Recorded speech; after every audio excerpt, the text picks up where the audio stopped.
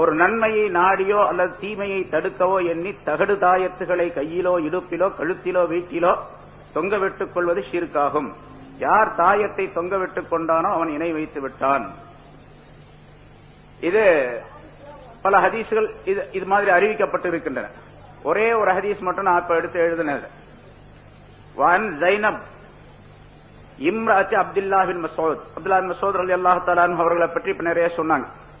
தகடு தாயத்து, அதாவது தாயத்து போடலாமா போடக்கூடாதா, தாவீஸ் போடலாமா போடக்கூடாதா அப்படிங்கறத பத்தி உள்ள பிரச்சனை. கொஞ்ச நேரம் ஒரு 5 நிமிஷம் எல்லாத்துக்கும் 5 விஷயம் 25 நிமிஷம் அல்லது 30 நிமிஷத்துக்குள்ள முடிச்சிருவோம் இன்ஷா அல்லாஹ். அந்த ஹதீஸ்ல இப்படி சொல்லப்படுகின்றது. ஹஜ்ரத் அப்துல்லா பின் மஸ்ஊத் ரலியல்லாஹு தஆலா அன்ஹு அவர்கள் வெளியே போய் வீட்டுக்கு வந்தாங்க. அவருடைய மனைவி ஜைனப் ரலியல்லாஹு தஆலா அன்ஹா என்ற அந்த பெண்மணியுடைய கழுத்துல ஒரு கயிறு கட்டப்பட்டிருப்பதை பார்த்தார்கள். என்னன்னு கேட்டாங்க. இது மந்திரித்து கட்டப்பட்ட கயிறு அப்படின்னு சொல்லி சொன்னாங்க. எனக்கு மந்திரிக்கப்பட்டிருக்கு அப்படின்னு சொல்லிட்டு உடனே அப்துல்லா பின் மஸ்ஊத் ரலியல்லாஹு தஆலா அன்ஹு அவர்கள் அந்த கயித்தை பிடிச்சு அறுத்து கீழே தூக்கி போட்டாங்க. கழுத்துல கட்டி இருந்த அந்த கயிறை அறுத்து போட்டாங்க.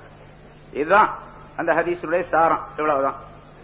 சும்மா கால பிறகு சொன்னாங்க, அன்தும் ஆலா அப்துல்லாஹ் லாகனியா அனி ஷிர்க், அப்துல்லாஹுடைய குடும்பத்தினரே, அதாவது மனைவியை பார்த்து சொல்றாங்க, ஷிர்க்கை விட்டும் நீங்கள் தேவையற்றவர்களாக இருக்கின்றீர்கள். அதாவது இந்த மாதிரி ஷிர்க்கெல்லாம் செய்யக்கூடாது, இது இணை வைப்பது, இணை வைக்கிற காரியத்தை செய்யக்கூடாது என்று சொல்லிவிட்டு சமீத் ரசூலுல்லாஹி ஸல்லல்லாஹு அலைஹி வஸல்லம் யகூல், ஸல்லல்லாஹு அலைஹி வஸல்லம் அவர்கள் சொல்ல நான் கேட்டேன், இன்னர் ருகா வத் தமாயிம வத் திவலத ஷிர்குன், அதாவது மந்திரிப்பதும் நூல் முடிந்து போடுவது, அது மாதிரி ஷஹர் சூனியம் செய்வது, இவையெல்லாம் ஷிர்கை சார்ந்தது, இணை வைப்பதாகும் என்று ரசூலுல்லாஹி ஸல்லல்லாஹு அலைஹி வஸல்லம் அவர்கள் சொல்ல நான் கேட்டிருக்கின்றேன் என்று கணவராகிய அப்துல்லா பின் மஸ்ஊத் ரலியல்லாஹு தஆலா அன்ஹு அவர்கள் மனைவி இடத்துல ஜைனப் இடத்துல சொன்னார்கள்.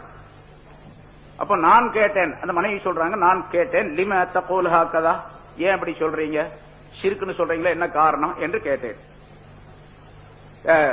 என்ன காரணம் என்று கேட்டுவிட்டு அவர்களே சொல்லுகின்றார்கள், என்னுடைய கண்ணிலே ஒரு வலி இருந்தது. இந்த அரபிலாம் வாசிச்சு சொன்ன நேரம் அதுக்காண்டி விட்டுறோம், அர்த்தத்தை சொல்றோம். என்னுடைய கண்களில் கொஞ்சம் வலி இருந்தது. நான் ஒரு யூத மனிதனிடத்திலே சென்று அதற்காக வேண்டி மந்திரித்துக் கொண்டேன். என்னுடைய கண் வலி போய்விட்டது என்று சொன்னார். நான் சொன்னேன். தன்னுடைய கணவரிடத்தில் அவர் சொல்லுகின்றார், யூதாரி மந்திரிக்கக்கூடிய ஒருவர் இருந்தார், அவரிடத்தில் போய் மந்திரிச்சுக்கிட்ட என்னுடைய கண் வலி சுகமா போச்சு என்பதாக சொன்னேன். அப்பொழுது ஹஜ்ரத் அப்துல்லா பின் மஸ்ஊத் ரலியல்லாஹு தஆலா அவர்கள் சொன்னார்கள், இன்னமா தாரிக அமலு ஷைத்தான் கான யன்சஹு பியதிஹி ஃபஇதா ரகா கஃப அன்ஹா இன்னமா யக்ஃபீக அன் தகூலி கமா கான ரசூலுல்லாஹி ஸல்லல்லாஹு அலைஹி வஸல்லம் யகூல், அது ஷைத்தானுடைய வேலை. உனக்கு அந்த ஆளு மந்திரிச்சு நல்லா போனதுங்கிறது ஷைத்தானுடைய வேலை. அது அவன் தன்னுடைய கையை கொண்டு உன்னுடைய கண்களிலே ஒரு வேலையை செய்தான், கண்களை குத்தினான். அதன் காரணமாக அந்த கண்களிலே வேதனை ஏற்பட்டது. அந்த ஷைத்தானுடைய அந்த வேலையை முறியடிப்பதற்காக வேண்டி அந்த யூதன் உனக்கு மந்திரித்துக் கொடுத்திருக்கின்றான். இது ஷைத்தானுடைய வேலை என்பதும் தவறு, அவன் மந்திரித்துக் கொடுத்ததும் தவறு. ஆகவே உனக்கு இப்படிப்பட்ட ஒரு நோய் ஏற்பட்டால், ஏதேனும் ஒரு நோய் ஏற்பட்டால் நீ செய்ய வேண்டியது என்னவென்று சொன்னால், ரசூலுல்லாஹி ஸல்லல்லாஹு அலைஹி வஸல்லம் அவர்கள் எந்த துஆவை சொல்லி தந்தார்களோ அந்த துஆ உனக்கு போதுமானது என்பதாக சொல்லிவிட்டு அந்த துஆவை ஹஜ்ரத் அப்துல்லா பின் மஸ்ஊத் ரலியல்லாஹு தஆலா அவர்கள் சொல்லி காட்டினார்கள். அஸ்ஹிபில் பஅஸ ரப்பன் நாஸ் ஃபஷ்ஃபி அன்த ஷாஃபி லா ஷிஃபா இல்லா ஷிஃபாஉக ஷிஃபாஅன் லா யுகாதிரு ஸக்மா என்ற அந்த துஆவுடைய வாசகம் அது. அதாவது மனிதர்களுடைய ரப்பே, எனக்கு ஏற்பட்டிருக்கக்கூடிய இந்த துன்பத்தை நீ போக்கி விடுவாயாக. நீதான் துன்பங்களை, நோய்களை சுகமாக்கக்கூடியவன், நோய்க்கு நிவாரணம் அளிக்கக்கூடியவன்.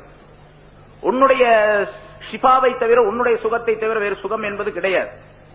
உன்னுடைய சுகம் ஏற்பட்டுவிட்டால் எந்த நோய் நொடியும் இருக்காது, எந்த நோய் நொடியும் அது விட்டுவிடாது என்று இந்த துஆவை ஸல்லல்லாஹு அலைஹி வஸல்லம் அவர்கள் சொல்லி தந்திருக்கின்றார்கள். அது உனக்கு போதுமானது என்பதாக அப்துல்லா பின் மஸ்ஊத் ரலியல்லாஹு தஆலா அன்ஹு அவர்கள் தங்களுடைய மனைவி ஜைனபிடத்தில் சொன்னார்கள் என்பதாக இந்த ஹதீஸ்ல அறிவிக்கப்படுகின்றது. இது போன்ற சில ஹதீசுகள் இருக்கின்றன.